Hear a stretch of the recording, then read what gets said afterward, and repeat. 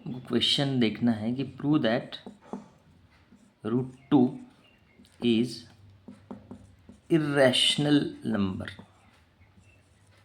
ठीक है, हमको ये प्रूव करना है कि √2 इर्रेशनल नंबर है। तो √2 इर्रेशनल नंबर प्रूव करने के लिए हमको जाननी होगी प्रॉपर्टी रैशनल नंबर की। क्यों भरा? क्योंकि √2 इर्रेशनल नंबर है, ये प्रूव करना है, मतलब √2 रैशनल नंबर नहीं है, it's not a rational number, ये प्रूव करना है। तो रैशनल नंबर क्या होता है? What is the property of rational number? Rational number is in the form of p/q, okay, where p and q are integers and q must not be zero. q zero नहीं हो सकता इसमें।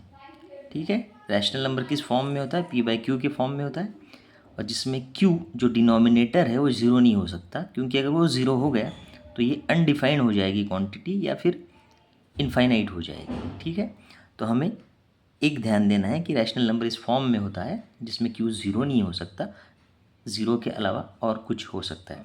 दूसरी property जो important property है rational number की, वो ये है कि इन दोनों में जो फैक्टर है, जो कॉमन फैक्टर है, वो 1 के अलावा और कोई नहीं हो सकता। ओके, तो इसको ध्यान रखिए कि रैशनल नंबर में कॉमन फैक्टर हमेशा 1 होता है, इट्स नॉट अदर देन 1।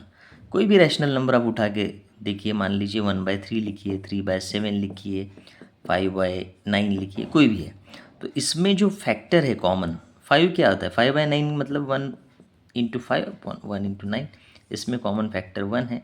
यहाँ पे 1 × 1 3 × 1 कॉमन फैक्टर 1 है, यहाँ पे भी 3 × 1 7 × 1 कॉमन फैक्टर 1 है।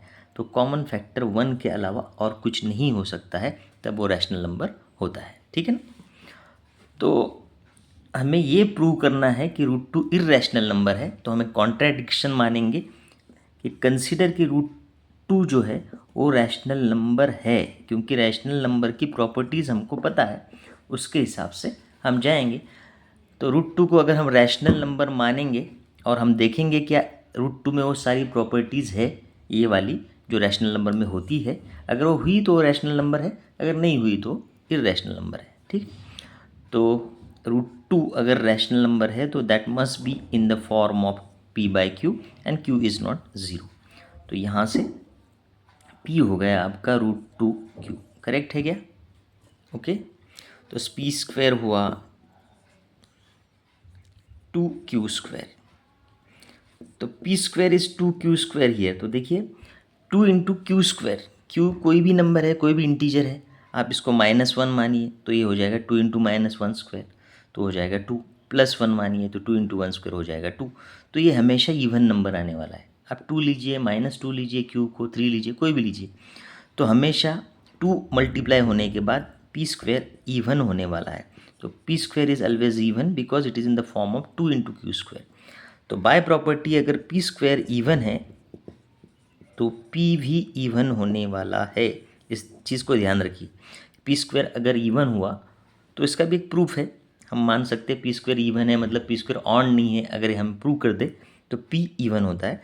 तो हमेशा याद रखिए जब भी p² इवन होगा तो p अपने आप इवन ही होता है, ये भी एक प्रॉपर्टी है। यहाँ तक क्लियर है? ठीक है, तो अगर p इवन है इसका मतलब क्या हुआ? किसी भी इवन नंबर में कॉमन फैक्टर जो है वो 2 होता है। सो 2 इज़ अ, मैं यहाँ लिखता हूँ, ठीक है, 2 is a factor of p।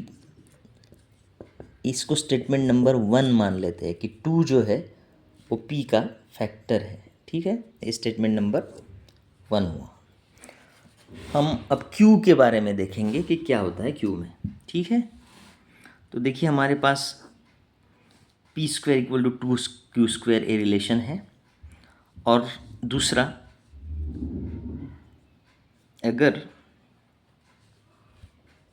p even number है, यहाँ पे हमने प्रूव किया कि p इज़ इवन नंबर, तो p अगर इवन नंबर है तो that must be in the form of 2 × some value, उस सम वैल्यू को मैं t मान लेता हूँ। समझ में आ रहा है आपको? यहाँ पे लिखा है मैंने p is equal to 2 into t. इसमें टी क्या है? T belongs to integer. Okay, t belongs to integer.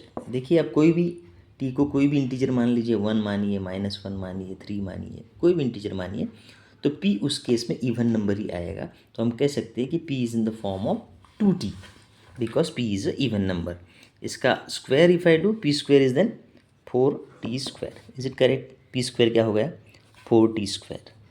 But we know here p square is 2q square, so I can replace here as 2q square equal to 4t square. Let me change this marker. 2q square is equal to 4t square, तो इसका मतलब हो गया q square equal to 2t square, है कि नहीं? अगर q square 2t square हुआ, इसका मतलब वापस क्या है कि q square is even, yes or no? Q square even हुआ क्योंकि Q square 2 into T square है। टी कोई भी इंटीजर उठा लीजिए आप, -1 +1 3 -3, तो क्यू स्क्वायर हमेशा इवन आएगा। और हमें पता है अगर क्यू स्क्वायर इवन है तो क्यू भी तो इवन ही हुआ, है कि नहीं? क्यू स्क्वायर अगर इवन है तो क्यू भी तो इवन हुआ। तो स्टेटमेंट नंबर 2 में लिख सकता हूँ कि 2 is a factor of Q also. 2 is a factor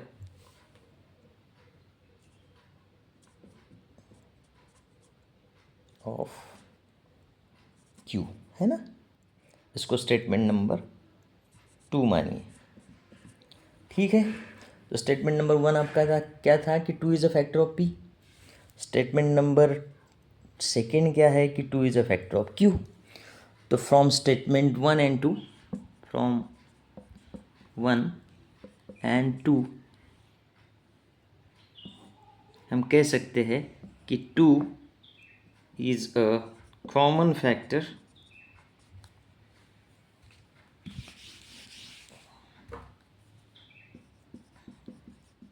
for P and Q, है ना? तो इसका मतलब क्या हुआ कि इसका जो कॉमन फैक्टर है वो 2 है, मतलब 1 के अलावा है। और रैशनल नंबर की प्रॉपर्टी हमें क्या कहती थी? क्या कहती थी रैशनल नंबर की प्रॉपर्टी? कि रैशनल नंबर में कॉमन फैक्टर केवल 1 हो सकता है, 1 के अलावा कुछ नहीं हो सकता।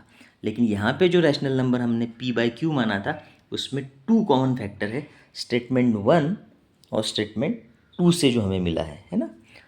तो इसलिए हम कह सकते हैं कि p/q जो हमने यहाँ √2 माना है इज़ इर्रेशनल नंबर, क्योंकि रैशनल नंबर में कॉमन फैक्टर 1 के अलावा कुछ और होता नहीं और यहाँ पे 2 है।